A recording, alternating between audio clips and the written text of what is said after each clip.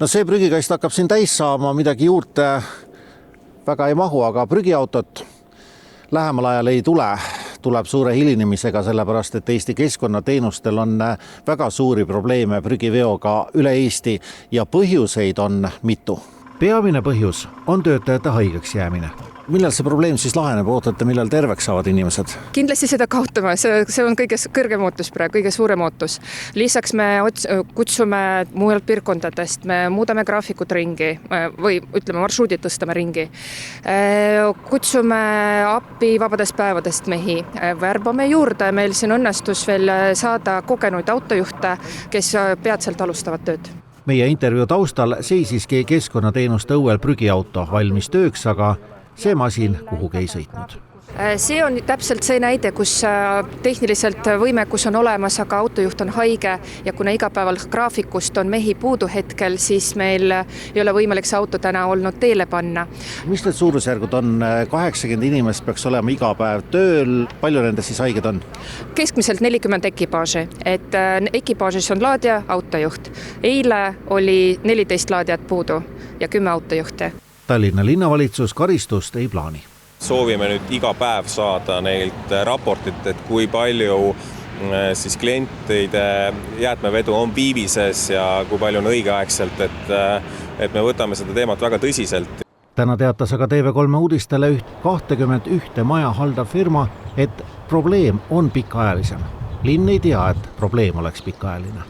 Kuigi täna, kui me oleme kontrollinud täiendavalt, siis pigem nende kaebuste järgi, mis on linnani jõudnud, ei ole tegemist süstemaatilise probleemiga olnud, vaid pigem üksikud juhtumid, aga me võtame seda kontrolli tõsiselt ja jätkame seda. Tallinn mingist trahvist lepingu mittetäitmisest ei ole rääkinud?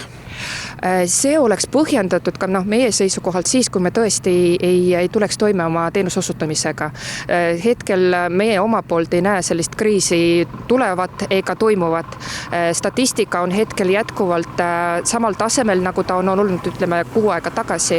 Me teenindame iga päev meie baasi poolt vähemalt 12 000 konteinerit. See auto just praegu tegelikult on oma plaanijärgse tänase töö lõpetanud ja sõidab siin pärast keskpäeva tegema lisaringi, et katta nende tööd, kes kodus haiged on. Probleemi pole vaid Tallinnas, vaid ka mujal üle Eesti. Ka näiteks minul, Rapla elanikul, tehti reedene prügivedu alles täna. Õnneks me oleme üle-eestiliselt mitmes kohas esindatud ja abiks tuli siis autojuht Saaremaalt, kes siis sõitis mööda Eestit ja tuli siis mitmeks päevaks just Rapla piirkonda aitama ja teenindama sellest murest välja saada. Lisaauto tõime Tallinnast ja siis nüüd siis autojuhid tublisti üritavad need viivitused ära katta.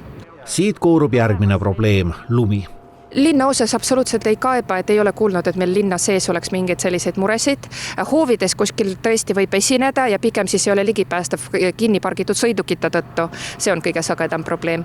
Et jällegi, kui see lumi kuskil on lükatud kokku ja siin on veel auto ette pargitud, siis meie masin ei kuidagi ei pääse jäätmemahutile ligi. Aga maapiirkondades see on oluliselt suurem mure, sest meil on väga palju neid vallateesid, mis on väga praegu raskesti läbitavad ja autod jäävad kinni, ootavad mitu tundi puksiiri. Kolmas probleem olevat prügihulk, seda lihtsalt on rohkem.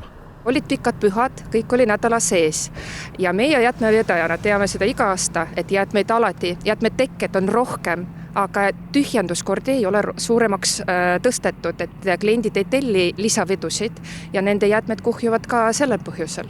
Selleks talveks olevat tavapäraselt võetud ka rohkem inimesi juba varem tööle, aga ka haigestumine olevat varasematest aastatest suurem.